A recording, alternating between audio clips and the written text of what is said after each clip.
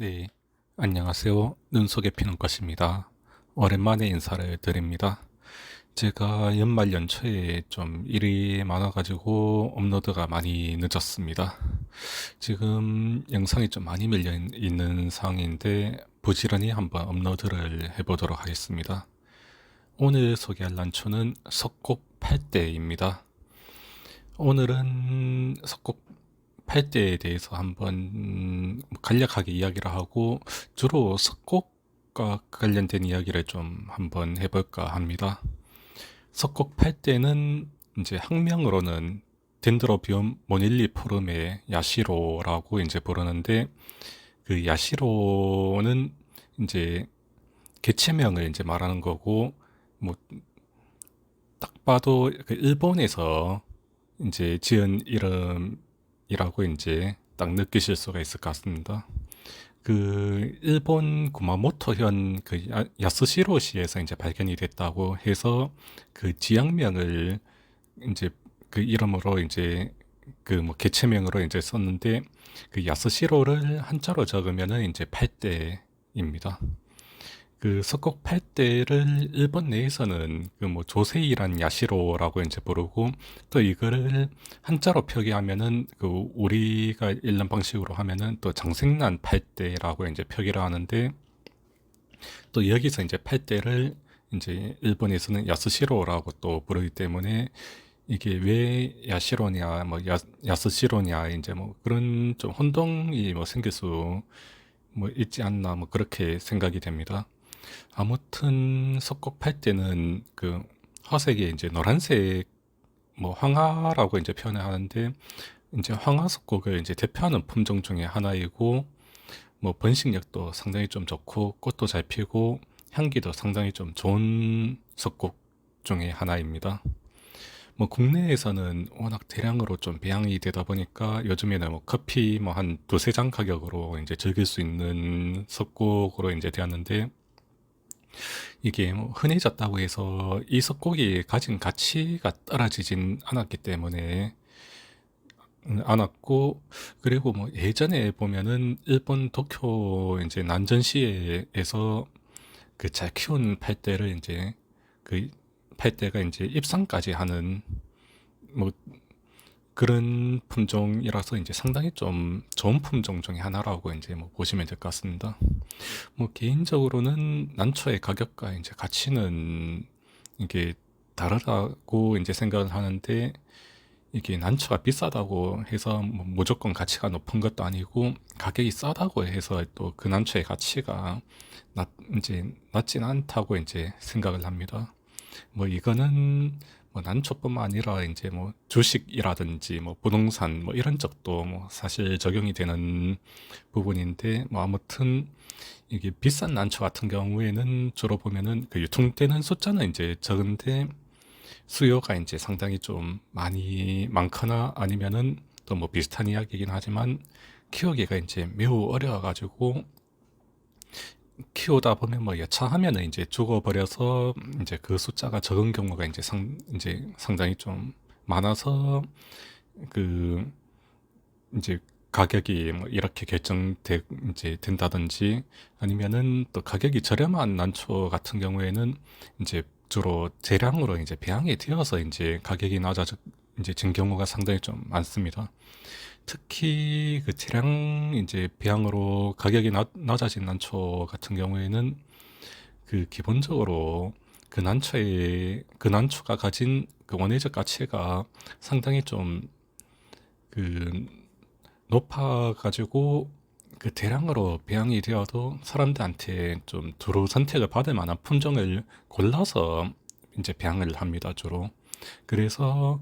뭐 그 주로 그, 그 난초가 가진 이제 가치는 높지만 대량으로 배양이 되었기 때문에 이제 가격이 이제 낮기 때문에, 가격에 떠나서 품종적으로 보면은 상당히 좀 좋은 품종이 많다라고 뭐 생각을 하면 되지 않을까 뭐 그렇게 생각이 됩니다. 이제 다만 취미가들 같은 경우에는 남들이 가지지 않은 희귀한 난초를 가지고 싶다는 욕구가 좀 상당히 크기 때문에 뭐 저도 그렇고 그 대량으로 배양이 되고 나면은 오히려 시중에서는 좀 그 사람들이 그 눈길을 잘 안 주는 그런 좀 상황이 생기기도 하는데 이제 뭐 아무튼 뭐 이야기가 좀 다른 데로 이제 쓰였는데 뭐 석곡 팔대에 대해서는 뭐 여기까지 하고 그 석곡에 대해서 이제 한번 이야기를 좀 해보고자 합니다. 석곡은 이제 학명으로는 덴드로비움 모닐리포름에 이제 보통 영어로 이제 그 학명을 읽으면 모닐리포름에로 이제 부르는데 라틴어로 하면은 모닐리폼이라고 이제 부릅니다. 이제 뭐 어쨌든 그 덴드로비움 모닐리폼은 이제 우리나라하고 중국, 일본에 이제 자생을 하는데 국내에서는 보통 석곡이라고 부르고 이제 우리나라 뭐 자생석곡들은 주로 뭐 남부 해안가나 뭐 인접한 지역이나 제주도 그리고 남부 내륙도 뭐 발견이 되었다는 이제 뭐 경우가 이제 있는데 뭐 어쨌든 뭐 여러 군데에서 이제 발견이 되었지만 요즘에는 좀 자연 상태로 이제 자연 상태의 석곡은 이제 뭐 상당히 좀 많이 없어진 상황이라서 보기가 좀 어렵습니다. 그리고 중국에서는 덴드로비움 모닐리폼을 세경석곡이라고 이제 부르고 그 벌브가 이제 우리나라 석곡이나 일본 석곡에 비해서는 매우 가는 게 가장 큰 특징입니다. 그리고 일본에서도 이제 그 석곡들이 이제 상당히 좀 많이 나오는데 아무래도 그 자생 지역이 상당히 좀 넓다 보니까 그 상당히 좀 다양한 화색과 화양을 가진 개체들이 많이 나옵니다. 그 그리고 석곡 자체가 이제 뭐 상당히 넓은 지역, 뭐 한중일 이제 걸쳐져서 이제 분포 있고 또 지역적 특성도 좀 다르고 키도 지역에 따라서 이제 상당히 좀 천차만별이기도 하고 뭐 특히 키와 관련해서는 특히 우리나라 뭐 제주도 같은 데 가면은 제주도에서 나오는 석곡들은 예전에 보면은 상당히 좀 키가 크게 자라는 편인 경우가 많은데 근데 남부 내륙 쪽으로 이제 들어오면은 키가 점점점 이제 작아지는 그런 특징도 이제 있습니다. 보통 석곡의 화기는 한 10일에서 15일 정도이고 향기도 좋은 편인데 개인적으로 봤을 때는 주로 흰 꽃이나 황색 꽃을 피우는 개체들이 좀 향기가 강한 편입니다.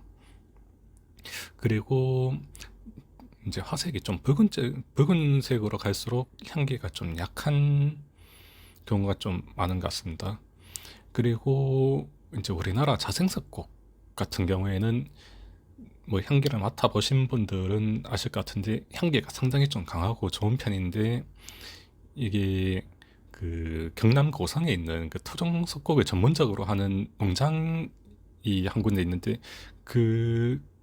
이제 그쪽에서 나온 그 자생석곡의 꽃 사진을 보신 분들이 뭐 계실지는 모르겠지만 그 사진들을 이제 유심히 보다 보면은 그 우리나라 토종석곡 꽃은 대부분 백화로 피거나 아니면은 그 아주 약하게 핑크나 붉은색이 살짝 묻어 나오는 정도가 이제 많습니다. 그래서 만약에 우리나라 자생석곡이라고 하는데 되게 붉은 꽃이 났다 하면은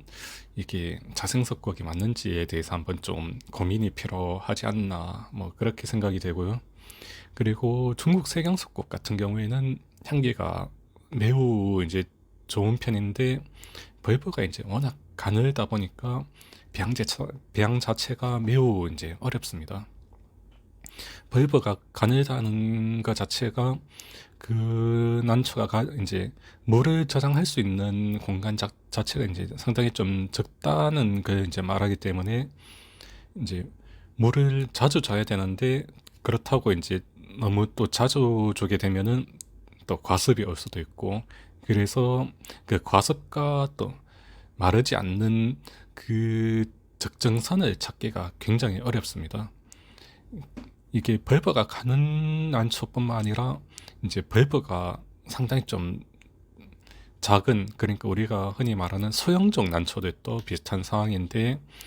이러한 이유로 이제 주로 어렵다라는 이제 이야기를 많이 하고, 그 외의 요인으로 또 뭐 이제 온도에 민감하다든지 뭐 그런 경우도 이제 추가적으로 이제 같이 복합적으로 하면은 배양 난이도가 이제 상당히 이제 거의 끝판왕이라고 이제 뭐 보시면 되지 않을까, 뭐 그렇게 생각이 되고요. 어쨌든 뭐 다음 이야기로 이제 뭐 석곡 배양과 관련해 가지고 한번 이야기를 해보면은, 그 중국 색양석곡이나 일본 석곡 중에서 뭐 일부 품종들, 이제 뭐 되게 좀 작은 석곡들이나 뭐 또 기형적으로 이제 이제 자라는 석곡들, 뭐 그런 거는 이제 이런 그 일부분의 그 석곡들을 제외하고는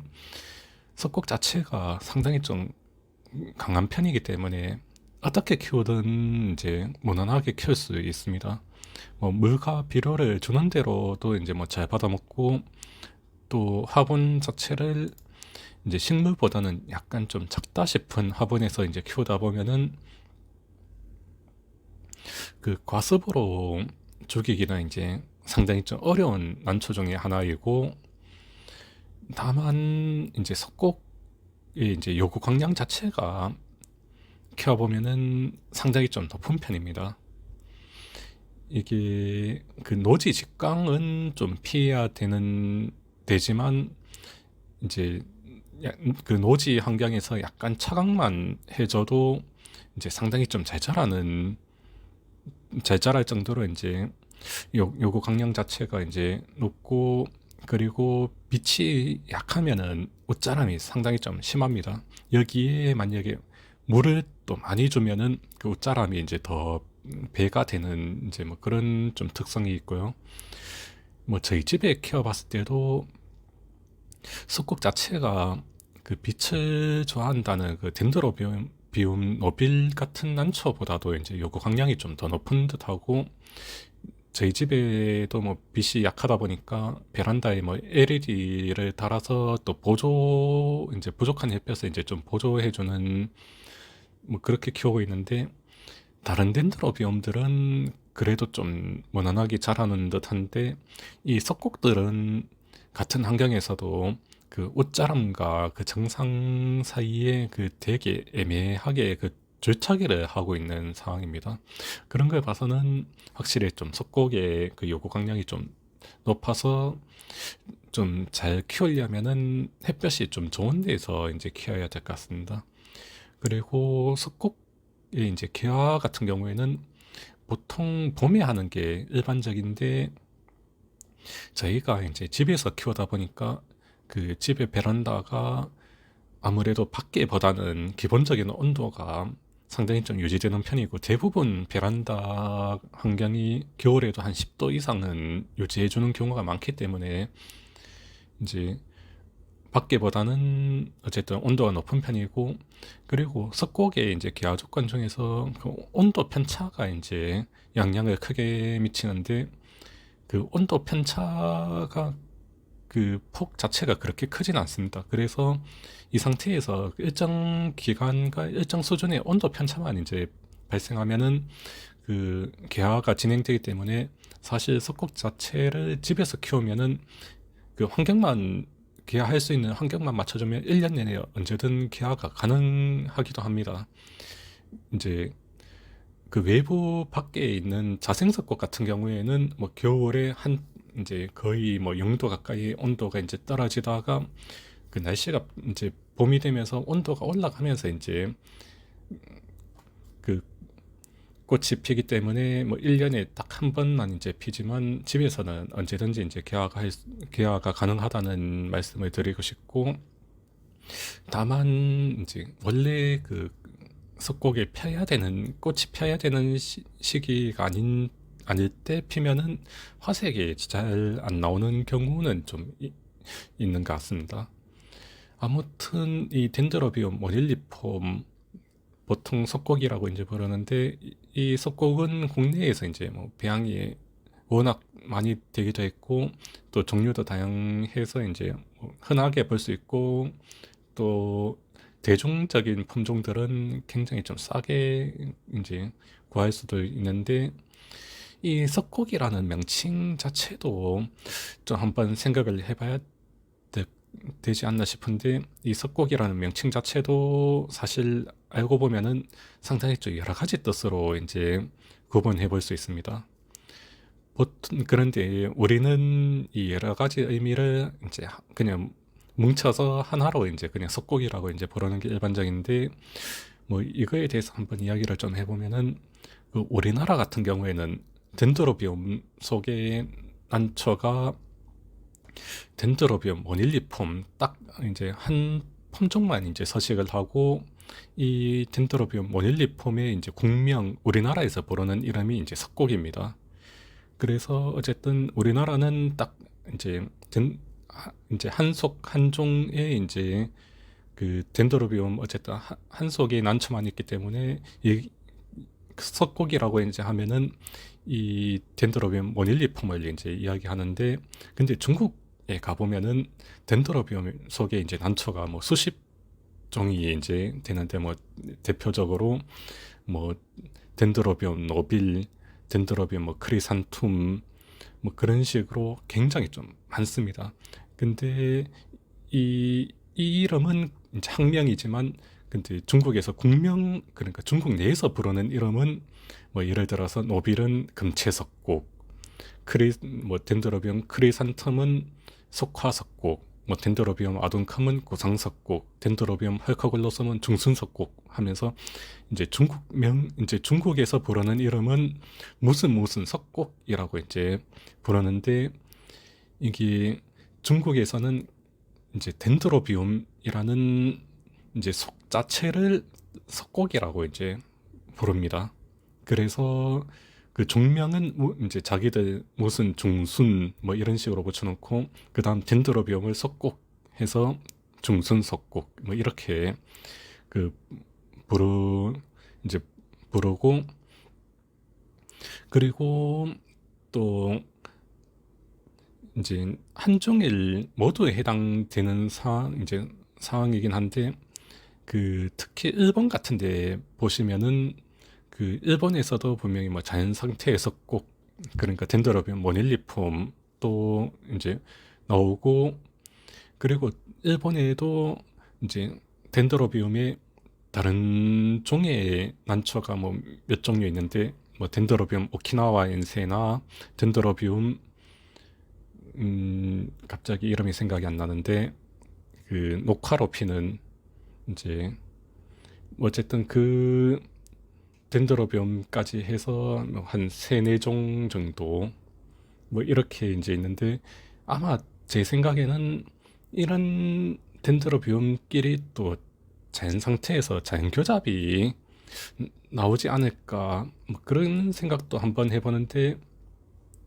근데 어쨌든 일본에서 나오는 석곡들 보면은 도저히 그 자연 상태에서 꼭이라고 볼 수 없는 그런 이제 그 덴드로비움이 이제 석곡의 이름을 이제 붙여서 나오는 경우가 이제 뭐 좀 종종 있습니다. 뭐 대표적으로 이제 국내에서 뭐 볼 수 있는 석곡 홍모단이나 이제 홍산 같은 이제 석곡들을 보면은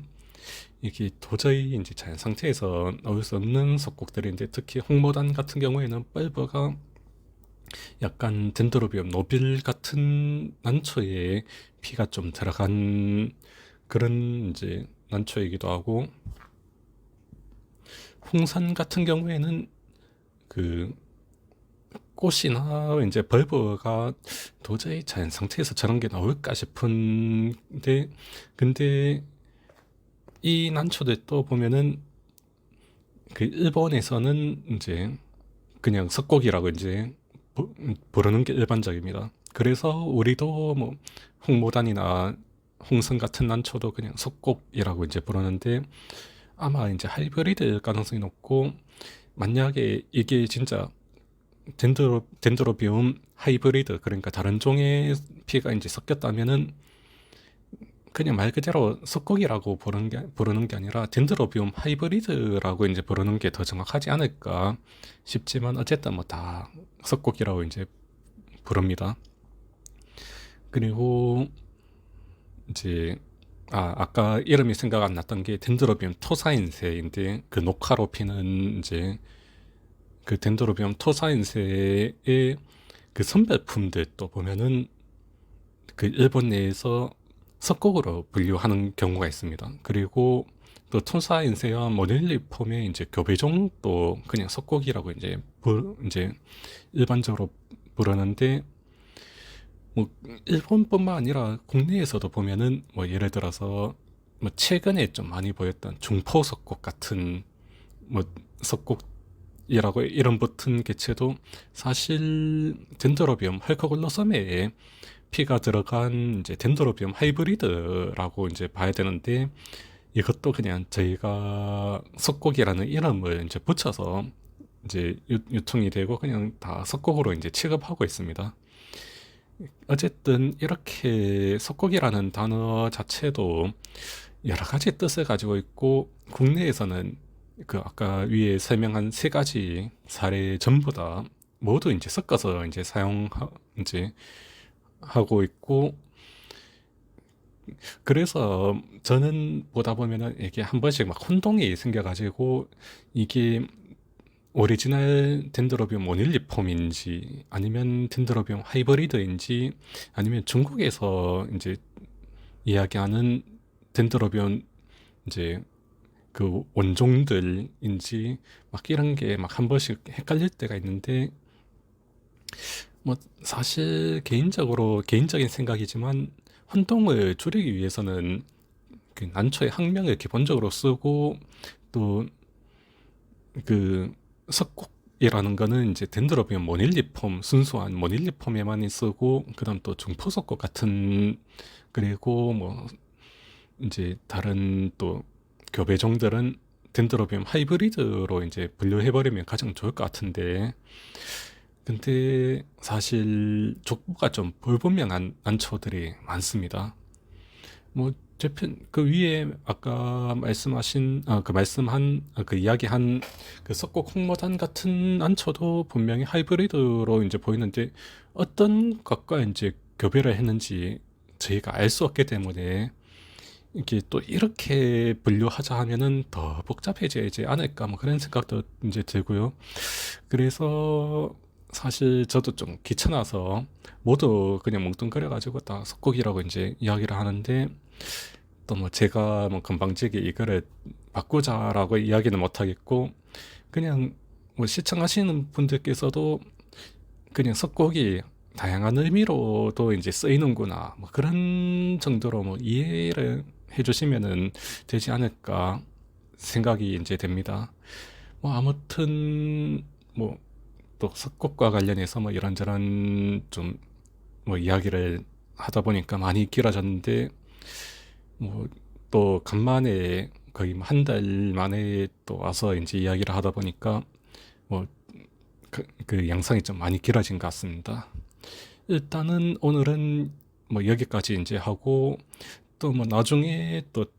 석곡과 관련된 다양한 이야기를 한번 해보도록 하겠습니다. 네, 시청해 주셔서 감사합니다.